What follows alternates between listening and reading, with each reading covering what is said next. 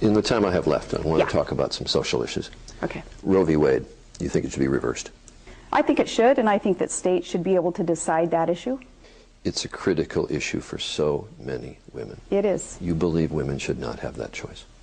It is a very critical, very sensitive, and a personal issue also for so many women and men across this nation. I am pro-life. I do respect other people's opinion on this also. And I think that a culture of life is best for America, because I know that we can all agree on the need for and the desire for fewer abortions in America and greater support for adoption, for other alternatives that women can and should be empowered to embrace, to allow that culture of life. That's my personal opinion on this, Charlie. John McCain would allow abortion in cases of rape and incest. You believe in it only in the case where the life of the mother is endangered? That is my personal opinion. Would you change and accept it in rape and incest? My personal opinion is that abortion allowed if the life of the mother is endangered. Embryonic stem cell research. John McCain has been supportive of it.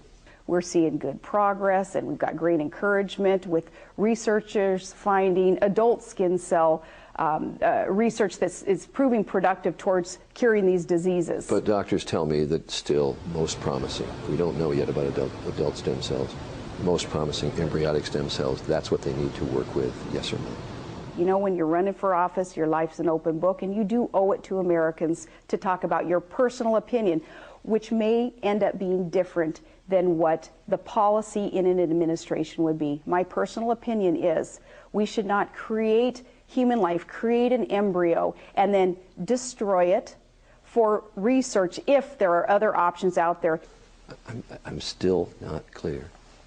You said people owe it. You said, well, my life's an open book. They need to know what I think. And I gave you my personal opinion. Creating an embryo and then destroying it, that is not something that personally I support. I'm sorry. Okay. Homosexuality, genetic or learned?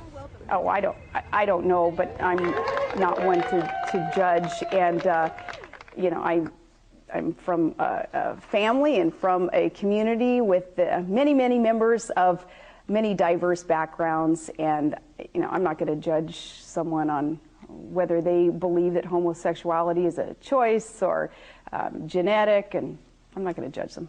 Guns. 70% of this country supports a ban on semi-automatic assault weapons. Do you? I do not. You know, here again, life being an open book here as a candidate. I'm a lifetime member of the NRA. I believe strongly in our Second Amendment rights. That's kind of inherent in the people of my state who rely on guns for not just self-protection, but also for our hunting and for sport also. It's a part of the culture here in Alaska. I've just grown up with that. Isn't gun violence in America a health issue? We spend billions of dollars a year, every year, treating people who are victims of gun violence. Nothing we can do about that? Do you think that all of that gun violence, though, is caused by people pulling a trigger who would have followed any law anyway? No, you start banning guns and you start taking away guns from people who will use them responsibly and use them ethically. You put more and more laws on guns and you start taking away a Second Amendment right, it's going to be, Charlie, the bad guys who have the guns, not those who are law-abiding citizens. And one last thing I want to talk to you about, because there is a great debate going on in this country.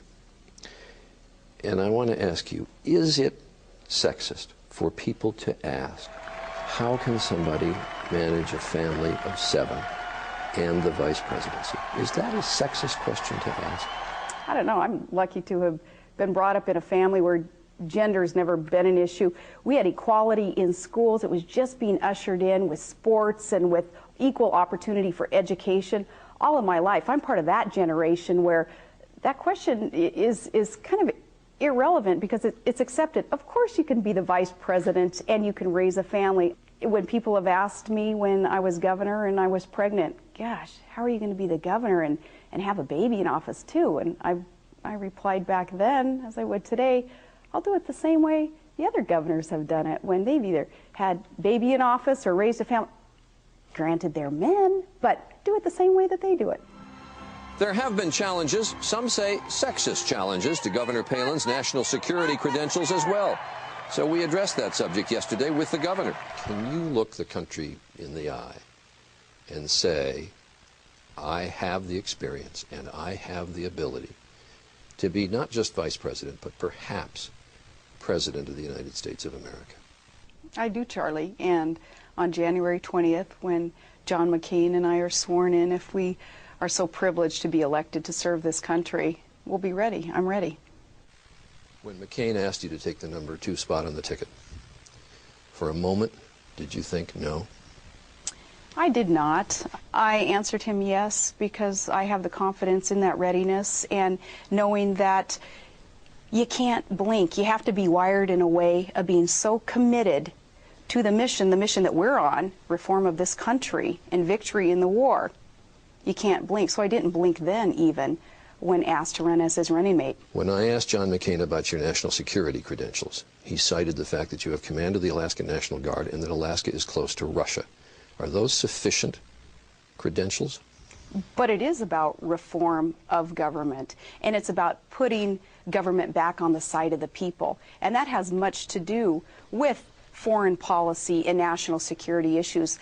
Let me speak specifically about a credential that I do bring to this table, Charlie, and that's with the energy independence that I've been working on for these years as the governor of this state. What I bring in terms of that credential is the know-how, how we can get to energy independence and a greater security for our nation by producing more domestically, by becoming less and less reliant on foreign sources of energy, those being controlled by regimes that do not necessarily like America. Hey, you guys! Thanks for letting us just come in. This afternoon, in the familiar setting of our alma mater, Wasilla High School, we had a chance to raise some more local issues.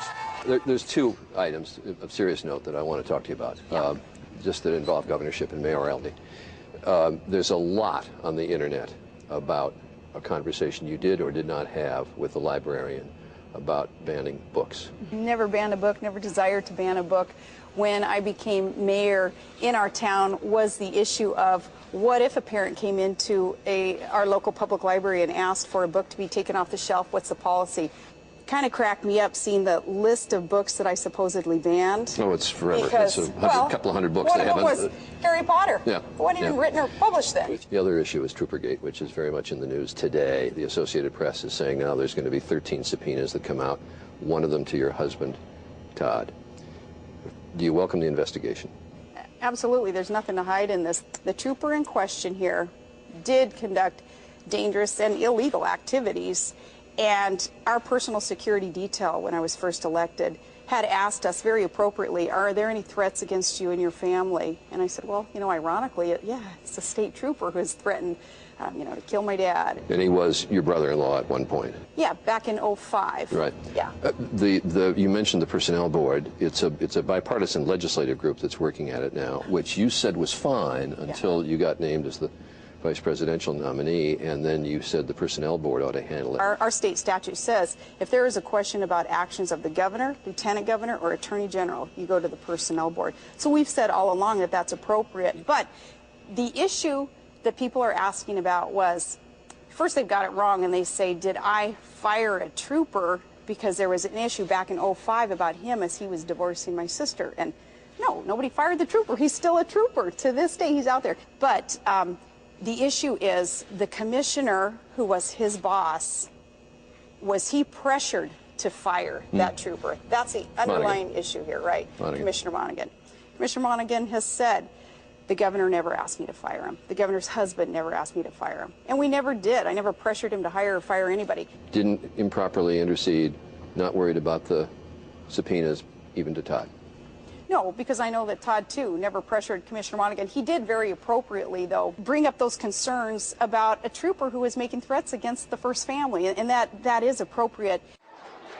Sarah Palin has been in this building as a student and a parent and seems just as comfortable here as a candidate. And this is your trophy, I understand, over here? One of them must be, we were state champs in '82. Yes, Right here. we were. Right here. And 50-48 over East. it was And that a was the close closest game. It was close. And Remember how many points you scored? I don't remember how many points I scored, but Assists? I was point guard, so, you know, I was feeding the big guys. That was my job in a supportive role. George Stephanopoulos last Sunday asked Barack Obama if he was willing at some point to go a little horse or one-on-one with you. You ready to do it? That would be a blast.